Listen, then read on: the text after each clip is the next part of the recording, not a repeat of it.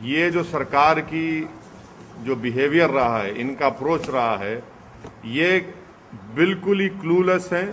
Covid के control इनसे निकल चुका है। इनके पास इंसानियत नाम की चीज़ बाकी नहीं रही है।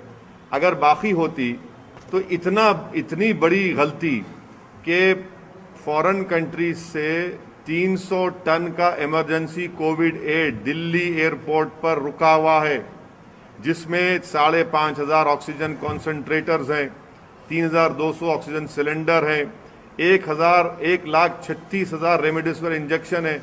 अरे भाई, आप इसको अगर दिल्ली में दे देते, 5 किलोमीटर है, जहां पर अस्पताल में ऑक्सीजन नहीं मिलने से डॉक्टर्स मर रहे हैं, पेशेंट्स मर रहे हैं, कर्नाटका में मर रहे हैं, आखिर 5 दिन आपको क्यों लगते हैं?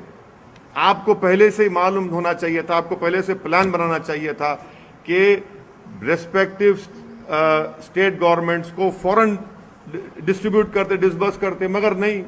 लोग मर रहे हैं ऑक्सीजन से, जिसको भारत में लोगों को ऑक्सीजन कॉन्सेंट्रेटर की ज़रूरत है, सिलेंडर्स की ज़रूरत है, मगर दिल्ली सरकार जो है, दिल्ली के बादशाह सो रहे हैं अपने। इनको कोई पता ही नहीं है। कोई बोलता है एम्पावर्ड ग्रुप ऑफ मिनिस्टर्स, कोई बोलता है कि और मिनिस्ट्री करेंगी।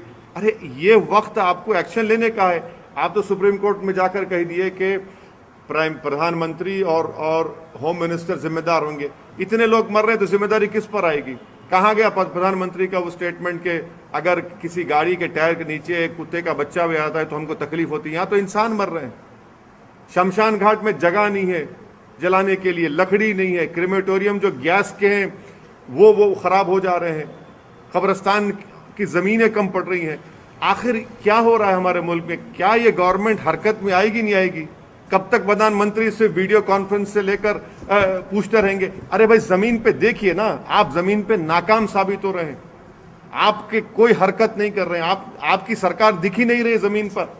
आपकी सरकार सिर्फ वीडियो कॉन्फ्रेंस में दिख रही है, मगर जमीन पर तो कोई सरकार नजर ही नहीं आ रही। इससे हर आदमी परेशान है। कोई दिन नहीं जाता कि लोगों की आहें, उनका रोना, उनकी तकलीफ, कहीं बेड नहीं मिल रहा है, इक्विपमेंट की जरूरत है। अरे किस ये ऐसे वक्त में आप जीएसटी क्यों लगा रहे हैं? उन लाइफ सेविंग इक्विपमेंट पर निकालिए जीएसटी को, एक टाइम तक निकालिए। और फिर इंपोर्ट ड्यूटी आप रखे क्यों? इंपोर्ट ड्यूटी उसको भी निकालिए। अरे भाई, जब फॉरेन कंट्रीज एड दे रही हैं, बांग्लादेश दे रहा है, उज्बेकिस्तान दे रहा है, सब दे रहे हैं हमको, तो आपको तो ये काम करना चाहिए था ना। आप दिल्ली में एम्बेसीज हैं, आज एक अफ्रीकन कंट्री का डिप्लोमेट, उसकी मौत हो गई, उसको ऑक्सीजन नहीं मिला, मिलिट्री हॉस्पिटल ले जाना पड़ा उसको। तो ये देखकर ऐसा लग रहा है कि सरकार बिल्कुल ही इनविजिबल हो चुकी है, कहीं पर नजर नहीं आ रही। रेलवे मंत्रालय का दावा है कि वो कई सारे ऑक्सीजन एक्सप्रेस भी चला रहे हैं। रेलवे मंत्रालय को सिर्फ इतना कहना चाहिए कि दिल्ली को कितने ऑक्सीजन की जरूरत थी, आपने कितना दिया पूरे देश में? आप दिल्ली को आप नहीं दे सक रहे और आप बाजा बजा रहे अपना। ये तो कैपिटल है ना देश का, वहीं पर आपकी झूठ तो वहीं साबित हो रही है। पॉलिटिकल सवाल सर, बंगाल में काफी पोस्ट पोल वॉयलेंस हो रहे हैं, उसको आप कैसे देखते हैं?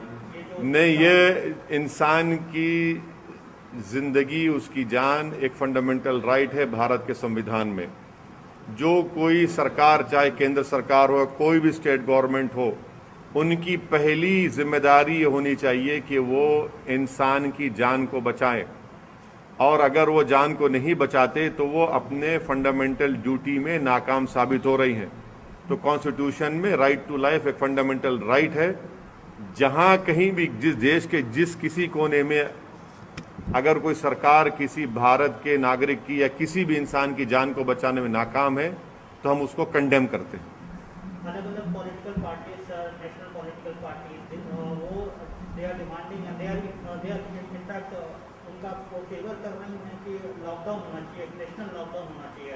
तो बड़ी जोर नहीं, मैं लॉकडाउन के खिलाफ हूं। ये हिमाकत करने की बातें हैं।